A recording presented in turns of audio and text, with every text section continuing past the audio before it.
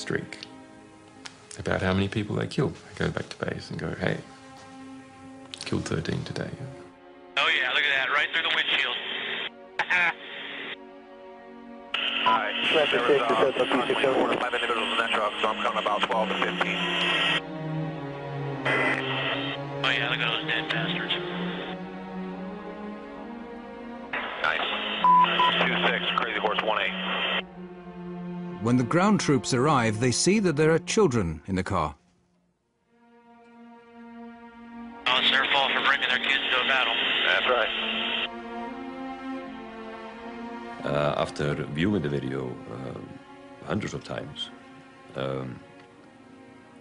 it became almost an obsession to get the identity of the people there. We knew the identity of Namir Nur el-Din and Said Sma, the Reuters employees. But for me, it was important to establish the identity of the other people there, especially the children in the minivan. We decided that it was worthwhile to go there and interview them. It turns out that the children survived the attack. Herr Affensen flies to Baghdad in search of more facts.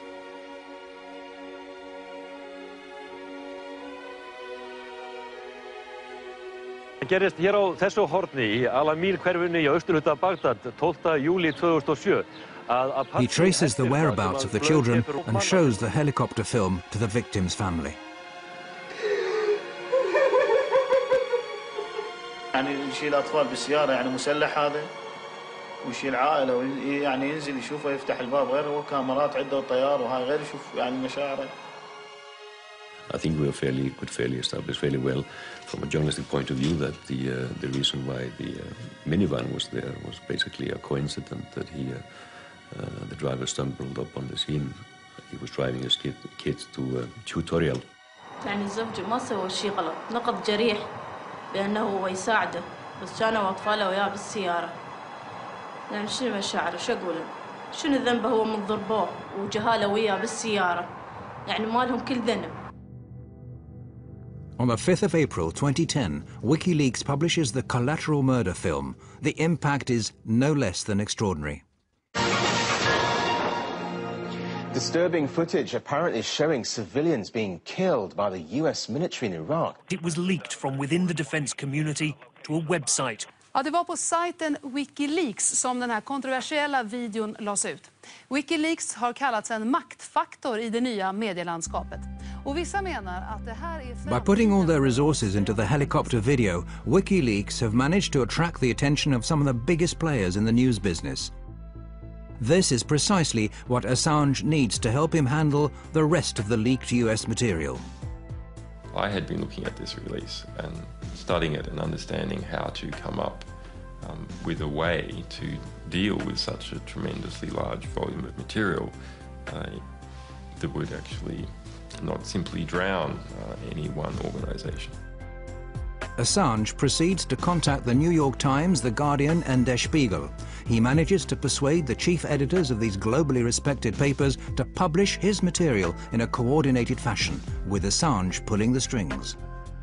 What is new is us enforcing cooperation between competitive organizations that would otherwise be rivals to do the best by the story, as opposed to simply just doing the best by their own organization. In late July 2010, the Afghanistan reports are published at the same time and day. En av militärhistoriens största informationsläckor väcker starka reaktioner. Well, one of the biggest leaks in US military history has exposed several cover-ups over the war in Afghanistan. The real story of this material is that it's war. It's one damn thing after another. The publication of the material is met with praise as well as strong criticism. The Defense Department demands that WikiLeaks return immediately to the U.S. government all versions of documents obtained directly or indirectly from the Department of Defense databases or records. For the first time, WikiLeaks are now facing criticism that they find hard to respond to. The material includes the names of civilian Afghanis, putting them at risk of being targeted by the Taliban. The battlefield consequences of the release of these documents are potentially severe and dangerous. Mr. Assange can say whatever he likes about the greater good he thinks he and his source are doing, but the truth is they might already have on their hands the blood of some young soldier or that of an Afghan family. Releasing classified material can be very risky, but Assange says that the end justifies the means.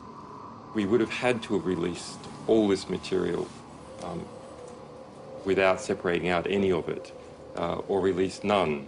The value, the extraordinary value of this historic record to the progress of that war and its potential to save lives outweighs the danger to innocence. WikiLeaks now takes steps to avoid making the same mistake again. Their next publication, 400,000 military reports from the Iraq War, are painstakingly edited and names removed. They also start reinforcing their network of experienced journalists. Hey. Okay, so two spicy venti beans. How are you? Ian Overton is editor of the independent London-based Bureau of Investigative Journalism, who are now going to analyse the material and produce their own documentaries. It was a frantic rush of getting the best people we could on board, and we drew up a team of 25 people over a weekend, and my phone went red hot calling people. It was Saturday night in the middle of August, and about sort of 5 or 6 of us at the Bureau met with Julian. About an hour later, I ended up sort of leaving the place with a USB stick full of 400,000 classified military documents. The material is essentially an encyclopedia of this war, with reports issued day by day, hour by hour, corpse by corpse. Absolutely unfiltered. These are the reports written by people on the ground straight afterwards. It's kind of the day-to-day war through their eyes. And that's new. We haven't been able to do that before, ever, really. The material tells of tens of thousands of civilian casualties, figures that the US have withheld to date, and the widespread practice of torture that the US said they'd put a stop to is still being practiced by their Iraqi allies.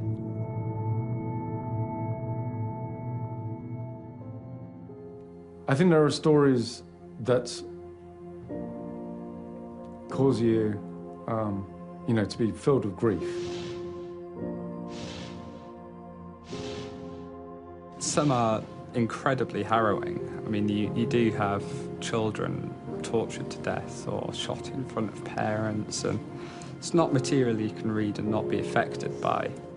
When I was reading the reports, you read a young American soldier writing in a very, very bureaucratic, anodyne, sterile way about a father who's driving his children back home, and he's going too fast, and they open fire at the car. And the father, fearing that his children will be hit, calls all his children to lie on the floor. All of the children are killed, 3 children.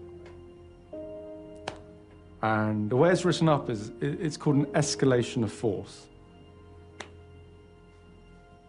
You know. It's not an escalation of force, it's a killing. It's horrific.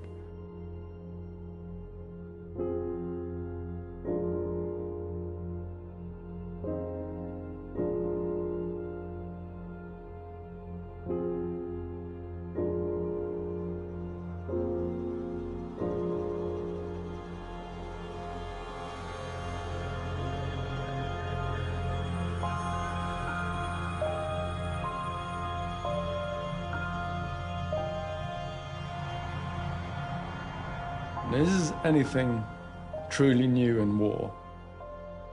War is hell. Awful things happen. And what these logs tell us is that war is hell. They don't hide from the truth. They're not spun by a military spin doctor talking in an air-conditioned conference room in the green zone. This is visceral, unequivocal death written in raw detail. 109,000 lives lost over the course of these reports. We're all doing what we can in something so huge that people can and hopefully will study this data for years. This is worth telling, this is worth getting out there. The lack of respect for human life runs like a common thread through the material. These images are of a helicopter crew who have just received orders to bomb a building where 3 enemy soldiers are thought to be hiding. If you'd like, Crazy Horse 1A, you could put up missile in that building. A passerby suddenly turns up. But the crew don't wait. Target hit. You lost a missile. The crew could have waited until the man had passed. This is perhaps a measure of how human life was valued in Baghdad. Private cars being pursued by an attack helicopter.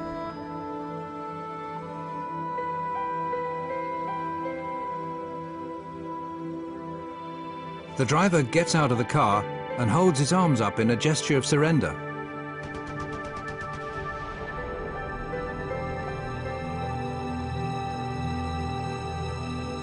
The more horrific the discovery the investigators in London make, the more they get the feeling of being threatened. It gradually becomes obvious that someone's watching their office. I do know that I'm being listened into and monitored by forces. I don't know. I've received strange text messages from anonymous sources. I've received death threats, and they're not very nice, clearly. And particularly the one that talked about my children. I just think that was a bit unnecessary. There's op-eds in the Washington Post saying that our personnel should be kidnapped from Europe. Our sources, one alleged source, executed. Similar statements by right-wing members of the US Congress. In Washington, the influential public figure Christian Whiten is agitating for the indictment of WikiLeaks members, saying they should be treated as terrorists.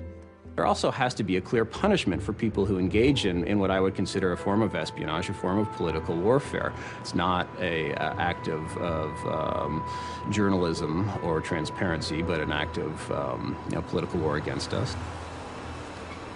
The US ups its efforts to stop WikiLeaks. The payment service provider's money brokers closed down WikiLeaks' account. American hackers suspected of having links to WikiLeaks are detained, questioned, and have their computers confiscated. At the end of the day, things involving the web, I think you find, are less mysterious and new than may meet the eye at first. If you just go beyond, I'd say, the surface, you'll find telecommunications companies that are hosting the servers or hosting the companies that in turn host this information and have made this possible. You'll find banks that provide banking services to these people. You'll find landlords who provide rent to the individuals involved. So to that extent, I'm pretty sure you can peel back the onion and find exactly what this organization is, where it conducts its activities, and which jurisdiction it's subject to most directly. However, the stronger the attacks, the greater the support WikiLeaks receive. Julian Assange has been without a fixed address for several years, but wherever he lands, activists are on hand to offer him a place to sleep and their services free of charge. People love the idea of an out-of-control investigative journalist who's trying to take on governments. The story of some quasi-romantic fleet of foot Scarlet Pimpernel character in the form of Julian Assange darting in the cyber shadows. It's very appealing. I am very pleased to be amongst so many people I can respect.